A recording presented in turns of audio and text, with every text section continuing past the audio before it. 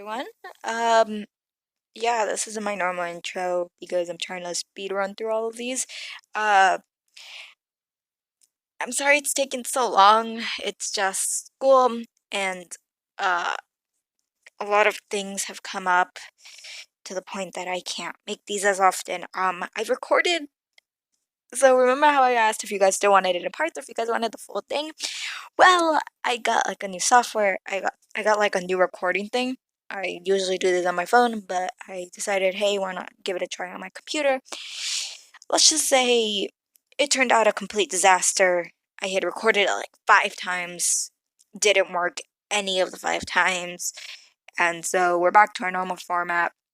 I'll try to get these out as soon as possible, but there is a lot of editing, and I don't know if my phone could take it all with the storage. So yeah, let's get into chapter 12 and hope it goes all well. Harry's point of view. Draco and I walked into the great hall, only to be passed by Ginny, who was being chased by a white wolf. We ran in behind them and see Ginny cornered. Suddenly the wolf turned into a man, who looked around 22, with long white hair and silver eyes, much like Draco and Lucius. Someone walked in wearing a mask. I looked at Draco, who was grinning. Who is he? I asked Draco. My brother, Ginny. Draco replied as his brother yelled at Ginny. The masked person went over and pulled the white-haired man away from Ginny, who was shaking in fear. Then he took off his mask, kissed the other guy on the cheek, then turned to us, and we became face to face with Draco's brother and the masked man, Cedric Diggory. Jo stood up and ran to Cedric. I thought you were dead, she said, and kept trying to kiss him. He pushed her away. Well, I'm not. I've been with my husband the entire time, Cedric says, and pulled Draco's brother close to his side by the waist. Jill glared at both of them and went back to her table in shame. They both led me and Draco to the Gryffindor table. How are you not dead? I asked Cedric. Harry, you cannot just ask people why they're not dead, Hermione yelled at me. It's fine, Hermione. Harry, I'm not dead because I was at the Inquisitors the entire time, Cedric explained. But we saw you in the Triwizard tournament, Ron said, his mouth full of food. Oh, I have a feeling he was going to die, so I sent someone in his place to look to look like to look and act like him, Draco's brother said. Why have we never heard of you? I asked. Draco's brother sighed. My parents kicked me out, and I am the head of a secret organization, so I and it are hush-hush. I nodded understanding. So what are you going to do now? Now we're leaving. With that, the Inquisitor and Cedric left.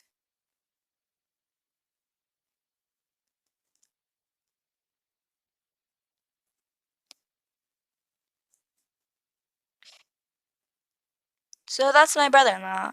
So that's my brother and your soon-to-be brother-in-law, Draco said, smiling at me. I nodded. Well, it's nice to have an assassin in the family. Draco laughed, and we continued to eat our meal while Ginny glared at me harder than she had ever before the incident.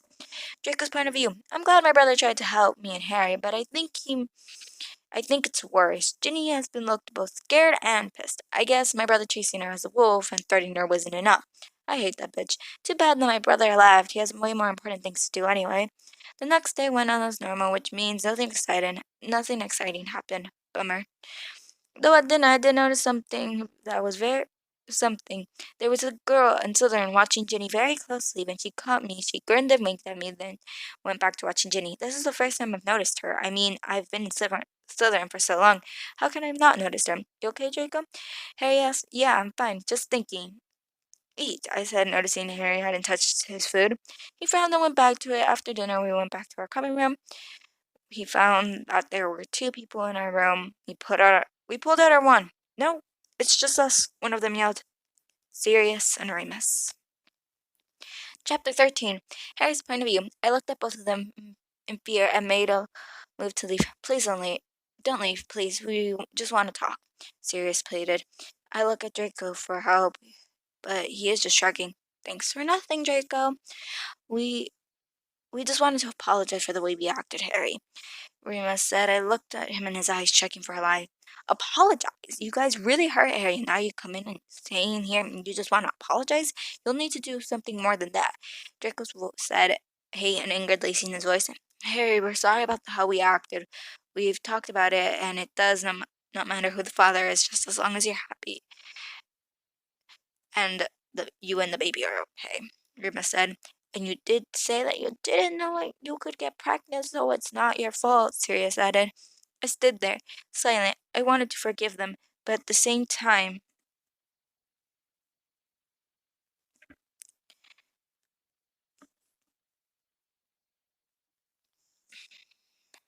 what they said really hurt. I look at Draco, who has a blank face, but I can see in his eyes he's very pissed. I need to go to the bathroom. I quickly walked into the bedroom and locked the door. I heard them talking in the living room, and soon after talking turned into angry yelling. I just laid on my bed thinking. Eventually the yelling stopped and there was complete silence. But of course Draco came in and knocked on the door. Harry, you okay? He asked softly. I'm fine, I'm just thinking, I replied. Uh, I made you some hot chocolate if you want any, Draco said. As I was standing up, when I opened the door, I saw Remus and Sirius were still there, both of them with their own hot chocolate. I sat down, Draco handed me a mug, and sat in his own separate chair, drinking his own. Harry, the main reason we were mad is not that you had sex with Draco or that you were pregnant, it's just because we thought you were going to get hurt, and you knew this would hurt you and you do it anyway, Remus said. I nodded in understanding. We truly are sorry that you thought we hated you. When we got home, we realized that you might think that. We waited trying to figure out how to make you realize that we don't. And we're sorry, Harry. I nodded again, still not sure what to say. So I just sipped my drink, thinking. Jacob's point of view. I don't want him to forgive those two idiots. They should have come back sooner, and thanks to them, Harry caught himself. I'm not positive that Harry has been abused. I don't know how obvious couldn't how anyone couldn't have. I don't know how anyone couldn't have. I mean, it's plainly obvious. Maybe Dumbledore knew, and he just didn't care. I hate that asshole now. Maybe everyone knew, but Dumbledore told them that it was all right. That they thought Harry's attitude was a reaction of attitude and stress. I mean, that makes sense. Damn. Now I wish I'd let that. I wish I killed that asshole instead of letting Snape do it. Harry looked at me. I just shrugged. It's his decision after all. They are his family after all. And technically, Sirius is part of my family, but I barely know him. He's more Harry's than mine, Harry, and he is Harry's godfather. I, I guess I forgive you, Harry said, plastering on a fake smile. Sirius and Remus beamed back at him. They began catching up, and they finally left. Harry kept on the fake smile the whole time, and the others not realizing for a second. When they left, Harry kept it on, thinking he was fooling me too. Harry, what's wrong? I asked. Nothing's wrong. Why do you ask? Harry asked. I shook my head. Hey, I can read you as plain as day.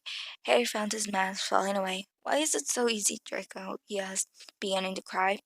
Do, do they not care? I got up and pulled them into me. It's okay, Harry. It's not because they don't care, and it's not that easy. It's that they are closed-minded and that they see what they want to see. Everyone wants you to be happy, so when you make yourself seem happy, that's what they think. Then why can you read me? Harry asked, cuddled up to my chest. Because I observe everyone.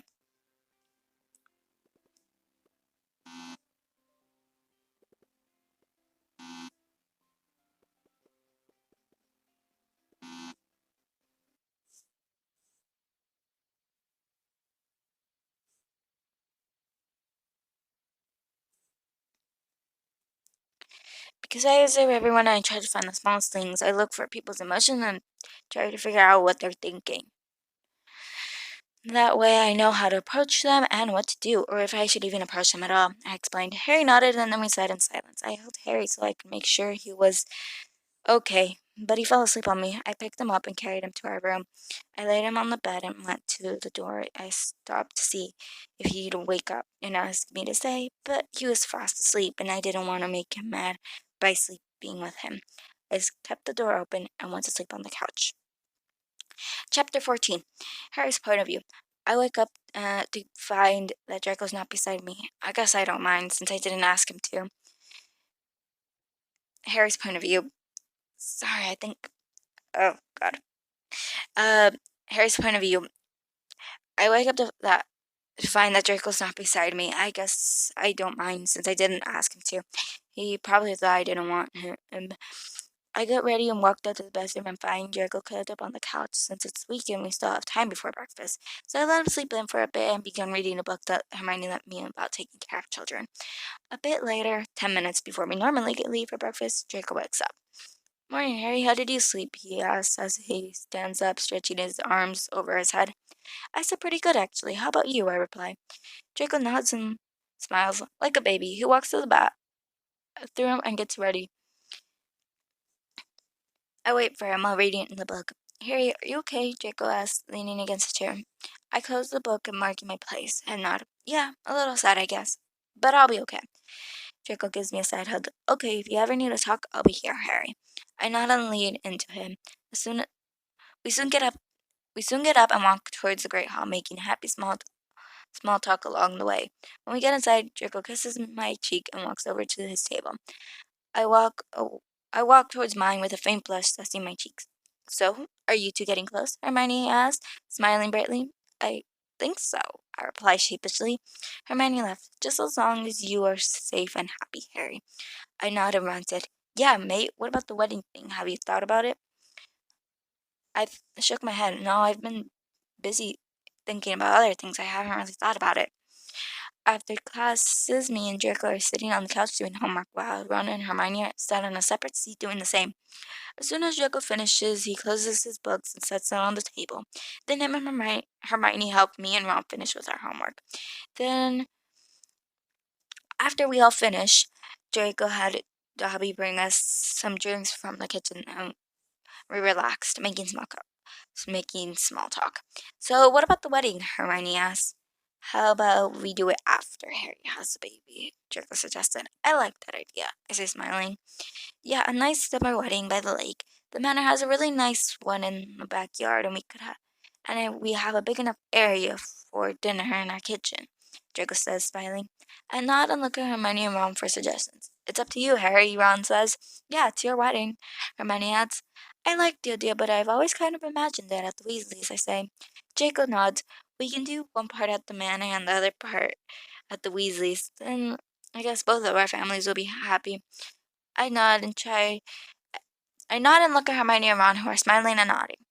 And while you and Draco can't take care of the baby, me or Miss Weasley can. We can. Hermione says. Draco's point of view. After making some of the more plans, Hermione writing them down in her wedding journal, it's finally dinner time. I sat with the Gryffindors and Ginny is still looking at us with hatred. Harry told Remus.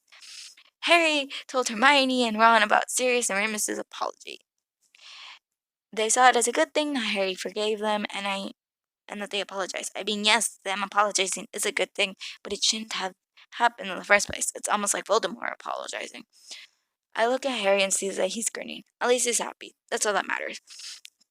I read through that really quickly. I'm sorry if you don't catch a few words, and I'm sorry if I repeated a lot of things. I'm just really tired, and I'm probably gonna record some more. Um, yeah. I'm not gonna make any promises. I'm planning on finishing the series really soon. So, just what I'm gonna tell you is, since I'm planning on finishing it soon, I will do another series. It probably won't be drarry. I'm just gonna let that out there. It probably won't be drarry. So yeah, yeah. Bye, everyone. Oh, and also sorry if I don't speak for a little bit. That's also kind of a little issue. It's just and if I'm stuttering a lot, it's just because I'm reading it and it's very hard to catch certain words. I'll read ahead to the next line because that's what my brain does, and that's why I'm confused with words, or I stop speaking because I'm looking at the words and try not to do that. Okay? Okay, so everyone, hope you have a good day and goodbye.